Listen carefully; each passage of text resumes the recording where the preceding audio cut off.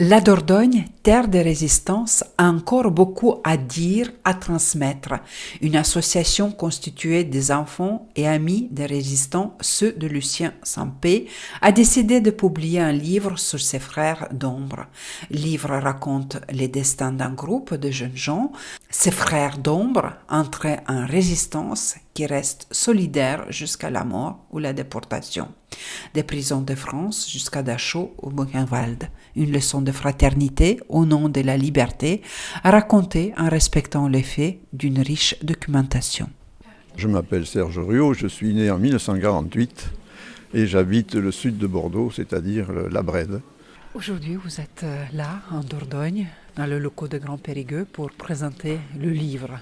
Votre livre qui parle d'un collectif, d'un groupe. Oui, il s'agit d'un groupe qui s'appelait Lucien Sampé, du nom d'un journaliste communiste qui a été exécuté par les Allemands en 1941, qui a sévi, si on peut dire, en Corrèze au début, c'est-à-dire de juillet 1943 à décembre 1943, et qui, pour des raisons diverses, a dû émigrer et s'exiler en Dordogne, où il a fait beaucoup de dégâts et où il a beaucoup embêté aussi bien le gouvernement de Vichy que les Allemands. Pouvez-vous nous raconter comment est née cette volonté d'écrire ce livre? La première volonté, elle était personnelle, puisque comme je l'ai expliqué dans cette réunion, j'avais un père qui faisait partie de ce groupe-là, qui a été arrêté par les GMR, c'est-à-dire les troupes, les forces de l'ordre de Vichy, et qui, après un jugement, a été déporté à Dachau. Et donc quand il est revenu, contrairement à beaucoup de résistants ou de déportés qui se taisaient ou qui n'osaient pas raconter, il m'a tout raconté, sans exagération, comme une histoire normale. Et donc j'ai vécu là-dedans, mais avec un enseignement non pas qu'historique, mais presque, je dirais, philosophique. C'était une façon de vivre, de prendre toutes les choses du bon côté et de considérer qu'il n'y a pas de fatalité, qu'on peut toujours se réaliser d'une manière ou d'une autre. Et donc, quand il a vieilli et que j'ai vu que forcément, à un moment donné, la façon dont il racontait ces histoires-là allait s'arrêter, j'ai essayé d'en faire un livre. Il pensait que ce n'était pas intéressant, puis on a fini par le convaincre et on a fait un livre. Et de l'autre côté, le chef du groupe où il était, quand il est décédé, il avait une fille qui était un peu comme moi, c'est-à-dire très imprégnée de résistance, à qui on n'avait rien caché, et qui s'était mis en tête de faire un livre sur les compagnons de son père. Et donc le hasard a fait qu'à un moment donné, un hasard très curieux a fait qu'on s'est rencontrés. Et entre l'expérience d'un premier livre d'un côté pour un seul résistant qui était parti à Dachau et son envie d'avoir un livre sur tous les résistants, sur tous les gens de ce maquis qui, eux, il n'y en a que 5 qui sont partis à Dachau et 15 qui étaient restés en Corrèze ou en Dordogne. Et donc, finalement, on s'est plus ou moins mis d'accord, mobilisé pour voir quelles sources on pouvait, quelle matière on pouvait réunir. Et à partir de là, on s'est dit qu'on allait essayer de faire un livre. Et vous avez trouvé beaucoup de documents? Oui, alors les documents, j'ai raté. Dans mon petit exposé, j'avais préparé une phrase qui était « des documents, j'en ai eu à foison ». C'est-à-dire, j'ai même eu un moment de solitude pour un amateur, je ne suis pas un historien professionnel, devant la masse de livres et de documents qu'on m'avait remis ou que je pouvais trouver sur Internet ou dans les archives, pour les trier, pour savoir où chercher, quoi prendre au sérieux. Oui, énormément de documents, oui, bizarrement. Comment vous avez finalement fait votre choix? Comment vous avez travaillé? Le choix, évidemment, Sylviane Ranou, la fille du chef de maquis, avait déjà, je dirais, pas préparé, mais ordonné beaucoup de documents dans un ordre chronologique qui se rapportait au groupe et à tout ce qui lui était arrivé. Et de l'autre côté, il y avait cette fameuse interview que l'on trouve sur France Bleu, une interview d'Hercule, le chef, qui racontait sa vie depuis le début jusqu'à la fin. Donc forcément, son engagement au maquis, tout ce qui était arrivé à ce groupe, les suites après.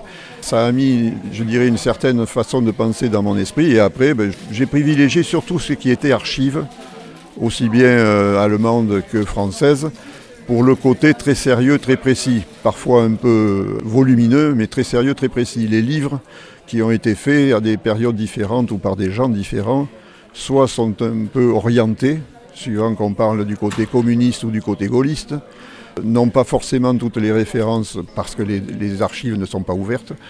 Donc voilà comment j'ai travaillé. Et puis surtout en essayant, moi ce qui m'intéressait, depuis que je suis petit, par les récits de mon père, je me suis toujours demandé ce que l'on pensait à tel moment devant tel problème ou telle action de résistance ou de maquis. La grande orientation du livre, c'est pas d'en faire un livre comme Le jour le plus long, avec des dates, des heures très exactes qui disent. C'est surtout de montrer la vie de tous ces jeunes gens, d'où ils venaient, pourquoi ils étaient là, ce qu'ils ont fait, comment ils ont réagi, ce qui se posait comme problème quand il y avait par exemple les représailles. Vous agissez contre les Allemands, vous aurez 30 fusillés. Comment on réagit dans ce moment-là? Comment on réagit quand on est traqué? Comment on réagit dans un train qui va vers Dachau? Voilà, c'est tout ça qui m'intéressait. Alors c'est vrai que les documents sont un appui formidable, mais je dirais qu'à chaque fois c'est en complément, c'est en perspective. Ce qui est intéressant, c'est ce qu'ils ont vécu. Le livre existe. Aujourd'hui, c'était une présentation officielle où il y a beaucoup de descendants, apparemment même une cousinade qui va se créer. Ah mais elle est déjà créée. La cousinade a existé avant que le livre existe. Parce qu'à partir du moment où on s'est aperçu, comme je l'ai expliqué, que d'un côté, il y avait mon père et moi qui avions fait un livre, et de l'autre côté, on avait, je dirais, une demi-douzaine de descendants, on a commencé à se rencontrer, et on a commencé à se dire que c'était très intéressant, comme ça, en l'état. Donc on a cherché d'autres descendants. Mon père se rappelait d'une commune d'où quelqu'un venait. On a été voir s'il y avait une famille qui existait encore. Et de proche en proche, on a trouvé jusqu'à 15 et 16 descendants. Et on a créé l'association après coup.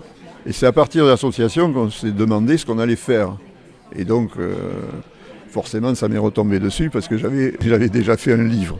Donc, la question a été, est-ce que tu crois qu'on pourrait en faire un équivalent, ce qui porterait sur le groupe entier? Si on a la matière pour, oui, voilà comment c'est né. Mais le livre est venu, l'idée du livre est venue après.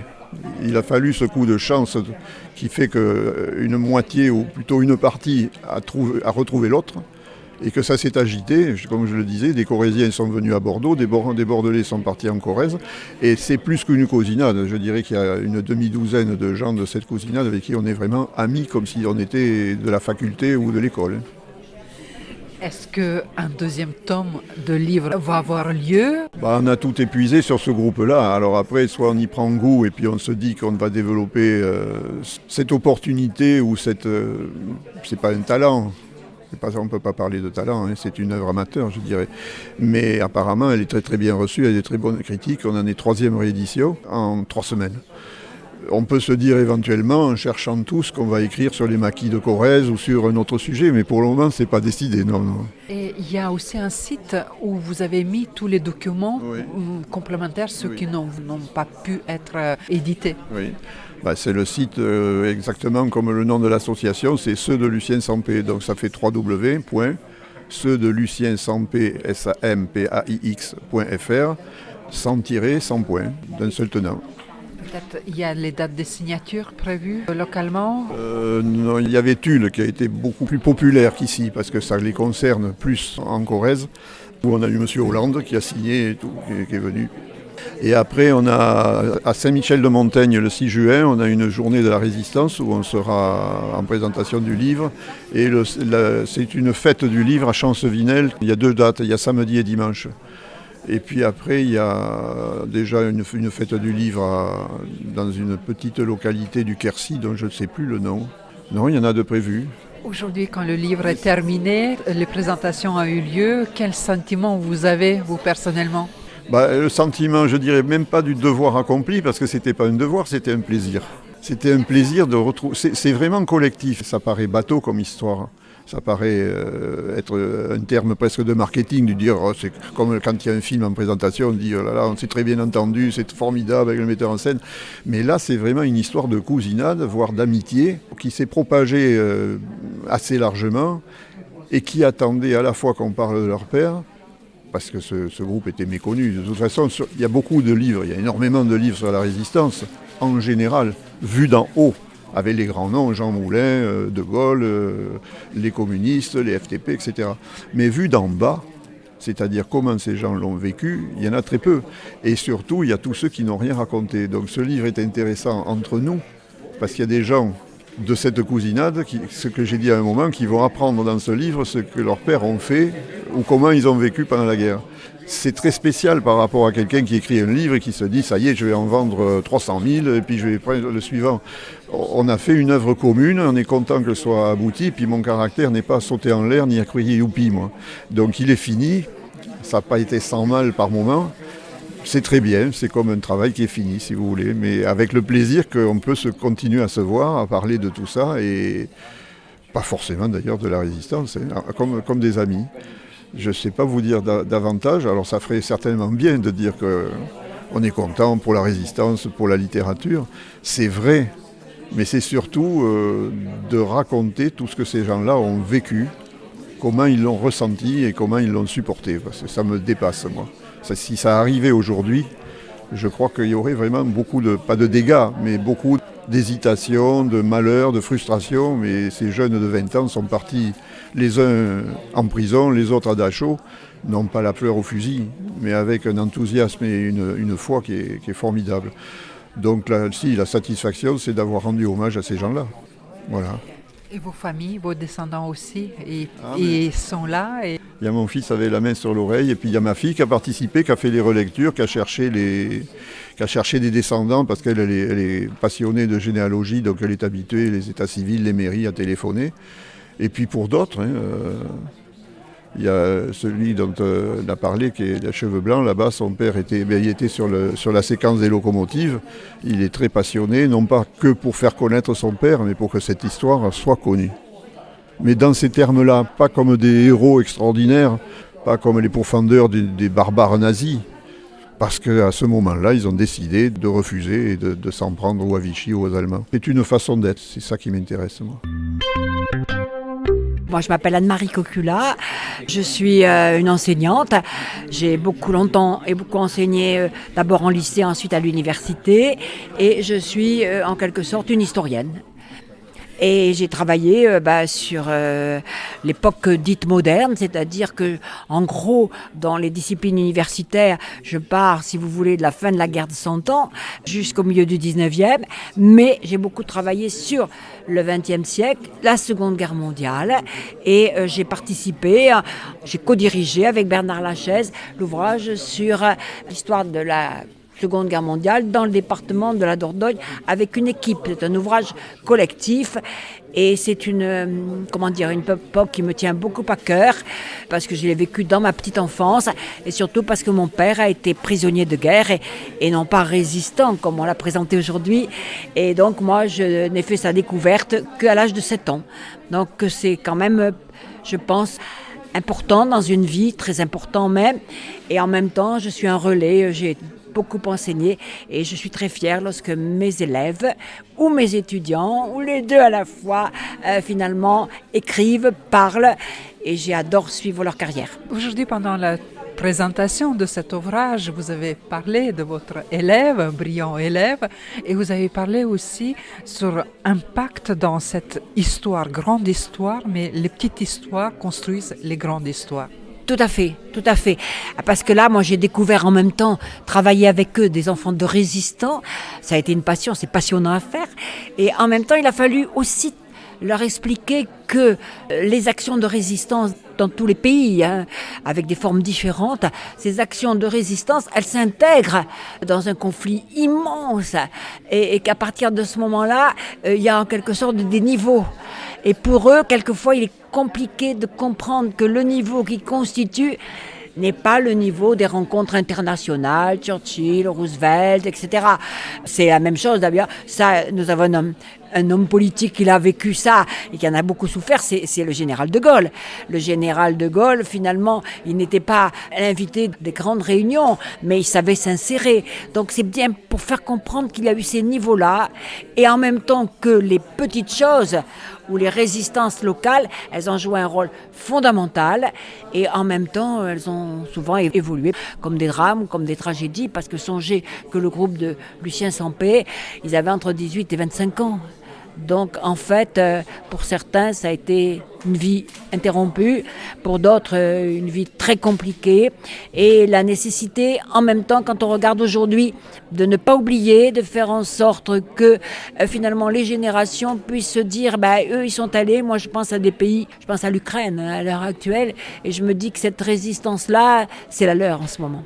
Cette transmission aussi de mémoire est importante pour vous aujourd'hui, comment travaillent les descendants, les familles, comment ils parlent de leur père, de leur grand-père et en même temps ils parlent de cette histoire de pays, de l'Europe. Voilà, je crois que oui.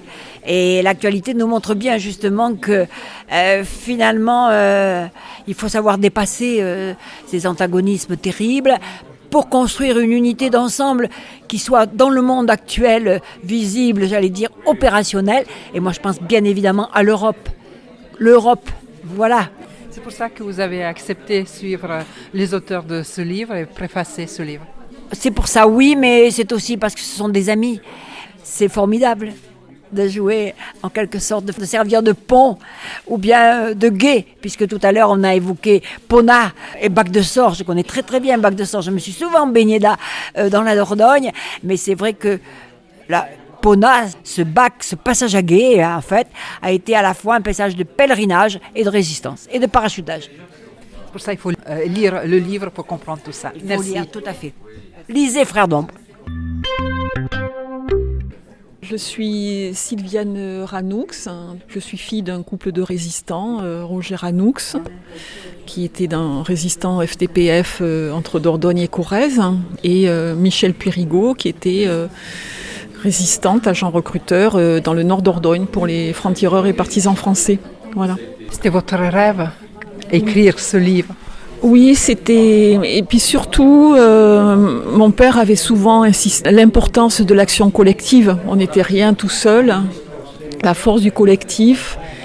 Et c'est pour ça qu'il voulait rendre hommage à ses compagnons. Mais aussi, moi, je voulais que ce soit réalisé dans un cadre collectif, c'est-à-dire retrouver les descendants, faire des recherches, partager les choses, échanger. Bon, c'est 10 ans de travail qui s'est accéléré suite à notre rencontre avec, comme l'a expliqué Serge Ruot, avec son père et donc avec lui, qui s'est accéléré ces dernières années.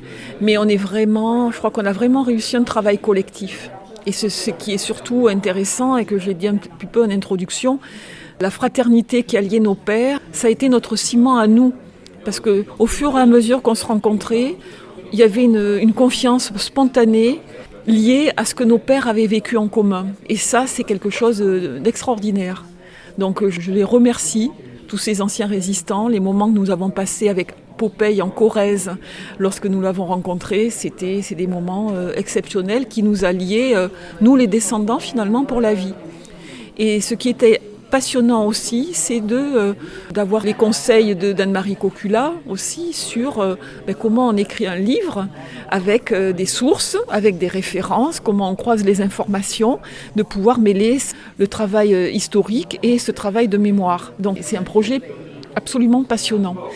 Et je l'ai lu plusieurs fois, bien sûr, parce qu'il y a eu des relectures aux côtés de l'auteur. Mais à chaque fois, c'est une immersion dans la vie au maquis, dans la vie de ces hommes. Et à chaque fois, ça me fait ça. À la fin, j'ai du mal à les quitter tous. À quitter ce groupe d'hommes, finalement, qui se sont engagés pour la liberté, pour des valeurs, et face à une adversité absolument effroyable. Ce livre, bien sûr, touche tous les descendants, mais ce livre aussi est destiné pour le grand public. Bien sûr, il est destiné au grand public, je dirais d'autant plus parce que je crois qu'il faut expliquer ce qu'a été l'occupation, ce qu'a été l'engagement dans la résistance, qu'a été la résistance combattante, pourquoi elle a existé, la répression à laquelle ils ont été confrontés, le rôle de la population sans qui ils n'auraient pas pu mener la lutte armée. C'est important de rentrer dans le détail du quotidien de ce qu'a été la vie de ces maquisards et le pourquoi de leur action. Est-ce que ce sera une suite de ce travail? Est-ce qu'il y a les autres publications qui sont prévues? Alors, il y a effectivement, ça a été un petit peu évoqué. Nous attendons la sortie de l'ouvrage de Didier Peyrat sur la fusillade de Gimel. Donc, c'est un des événements très importants dans la vie du détachement Lucien Sampé. Et puis, nous continuons à découvrir des sources. Voilà, donc nous continuons, donc nous allons enrichir le site internet et puis voilà, s'il y a des rééditions, peut-être qu'il y aura des petits compléments, mais en tous les cas, nous allons au moins enrichir le site internet. Le livre Frères d'Ombre, ceux de Lucien Sampé, écrite par Serge Ruot et préfacé par Anne-Marie Cocula, est publié par la maison d'édition Memoring.